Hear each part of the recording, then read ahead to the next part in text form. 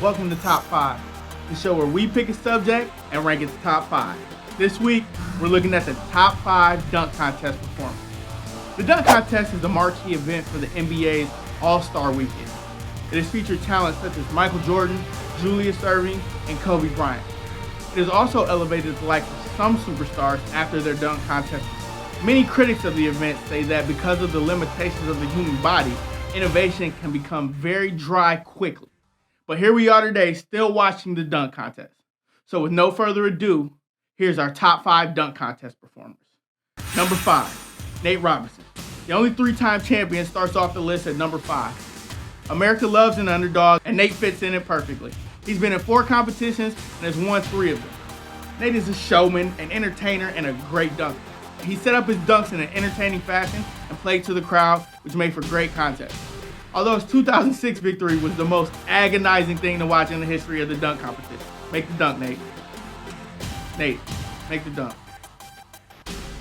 Nate, make the dunk.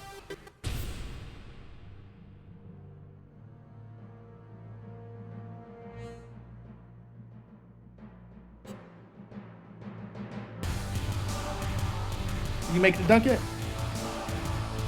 Make the dunk, Nate. Number 4, Dominique Wilkins. The human highlight reel is the best power dunker of all time.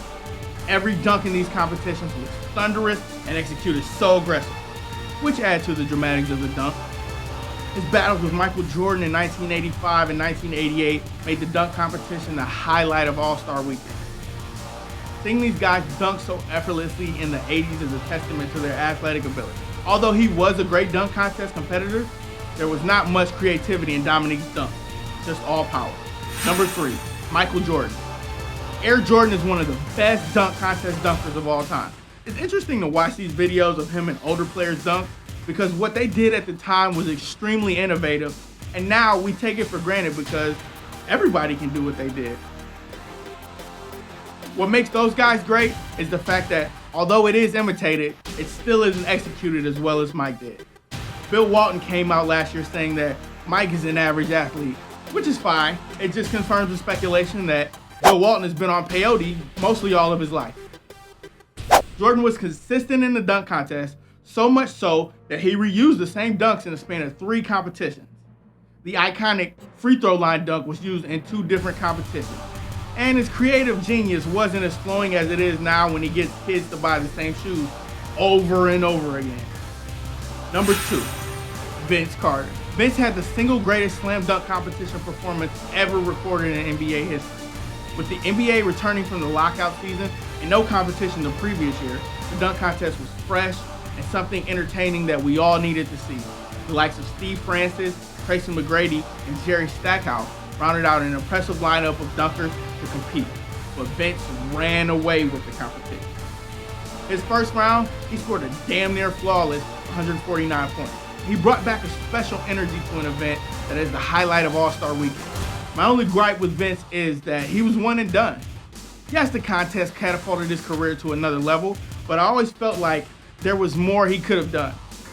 The 2000 dunk contest was special because it put interest back into the lackluster competition, something that was held in a high regard in its earlier years by superstar athletes such as Dominique Wilkins and Michael Jordan. Vince Carter not only stole the show, he set an unbelievable standard that players are afraid to attempt to match. Number 1, Jason Richardson. I know I went totally against the grain here and chose Jay Rich over Vince Carter, but it's a choice I am extremely confident in. Jason Richardson, just like Vince Carter, allowed the dunk contest to springboard his career to another level.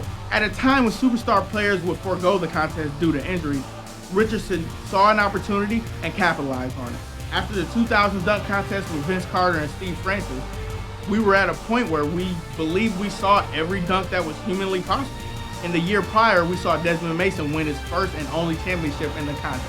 That victory spawned a 3-year-long battle between the two, most notably the 2003 dunk contest.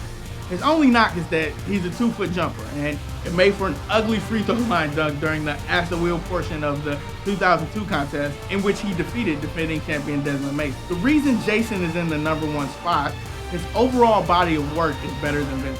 He has dunks from 2002 to 2004 that will not be duplicated, and his performances in all of the contests were memorable. He's not a better dunker than Vince by any means, but he's performed greatly in the contest in which he has participated. That's going to be it for this week's Top 5. Check out last week's episode. We'll see you next week on Top 5.